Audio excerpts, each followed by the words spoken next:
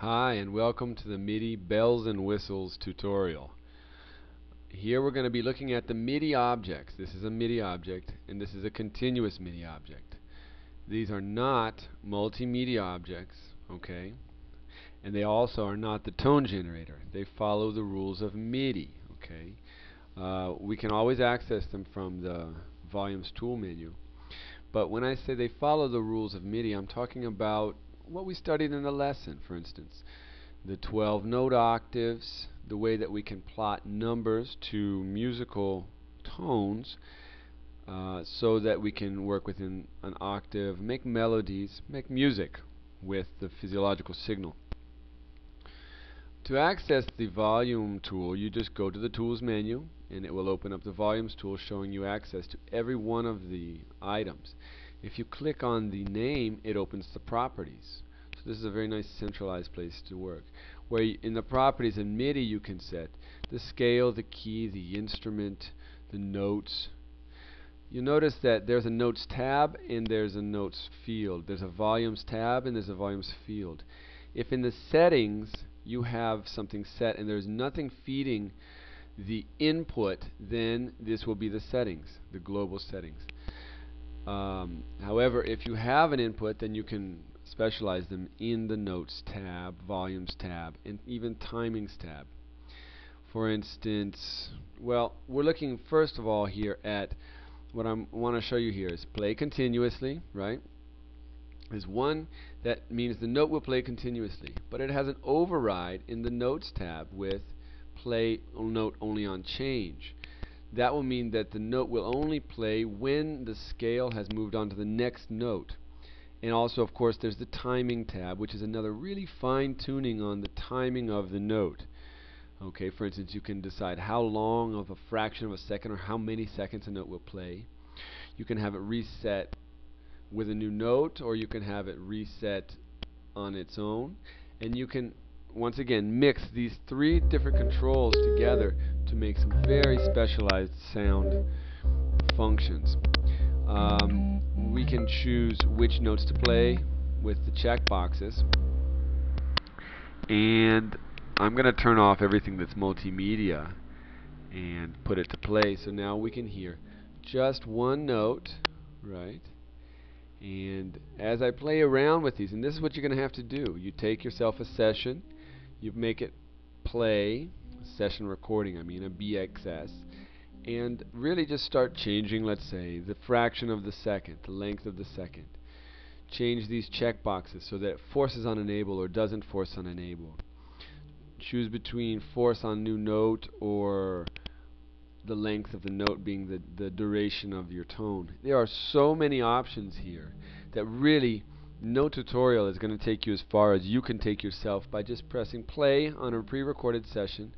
You're not going to want to do this while you're training someone. You want to learn it beforehand and change the tones, change the times, play. What's the difference between play continuously without the play on new note and with the play on new note, okay? Listen to the results and you'll have a very enjoyable experience, I'm sure. Remembering that it's pretty hard to break this thing, okay? Any doubts, just don't save. Look at this. You can do right channel, you can do left channel. So for instance, as I'm working here in the alpha, which is the alpha predominance on the right, I'm going to set the sound come into the right channel to sort of colloquially help the person understand that that's the alpha tone, right side of the brain. And I can open up the beta one and you see it's on the left auditory channel. Right. I can change the instrument. Once again, please play around with the instruments in your own time without a client present. Okay. Oh, by the way, okay, so this is the scale. Notice that I'm showing you here that they're all the same scale. Okay. If I have, let's say, a blues scale in one instrument and a harmonic minor in the other, the sound is going to be kind of muddy. Not very pretty, and it won't really make as much musical sense, at least. There's no scale in a continuous MIDI, okay, nor is there a key. This, you're going to have to make your translation on the keyboard, okay.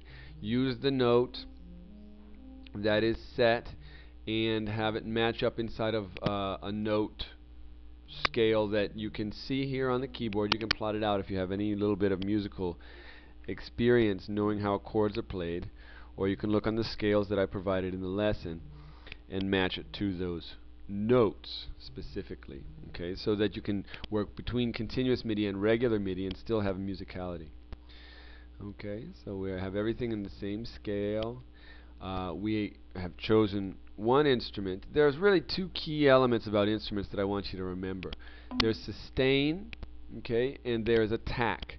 Sustain is how long the note will last. I personally prefer on continuous MIDI notes that are long sustain, right, so that it just plays a tone and continues. And attack is the force that it comes in with. If it comes in with a strong bite, or if it just comes in kind of smoothly. Once again, this really depends on your training styles, your own personal audio preferences, and whatnot. Okay? So, now the key is even more key to having consistency than the scale. Because if you have a key, one in the key of C and the other in the key of D, you are going to end up with a dissonance. Not just a muddy sound, but it's going to sound off. It's going to sound like sort of contradictory sounds, which when we want pleasure to be the guide, then we're going to want to have resonance. Okay, so if one's in the key of, let's say, C, then have the others be in the key of C. If you want some help in deciding what key to use, you can use the lesson here. Up above, we have included a table on, here it is, brain frequencies as related to keys, as related to chakras, even if you want to go that far. Okay, this is some research that I did in the late 90s that we can continue to use. It has been published in the lesson. Feel free to play around with this, okay, at your leisure. So that's basically the key. We're setting here for a beta scale.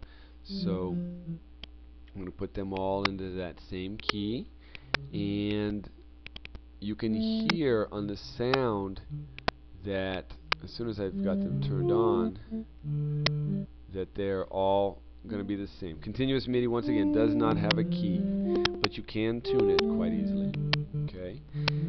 Great. Well, let's see. So we've looked through the different sound options, and now let's just check out how we can connect into these tabs, because the main one is enable, but you also have notes, volumes, and timing. Okay.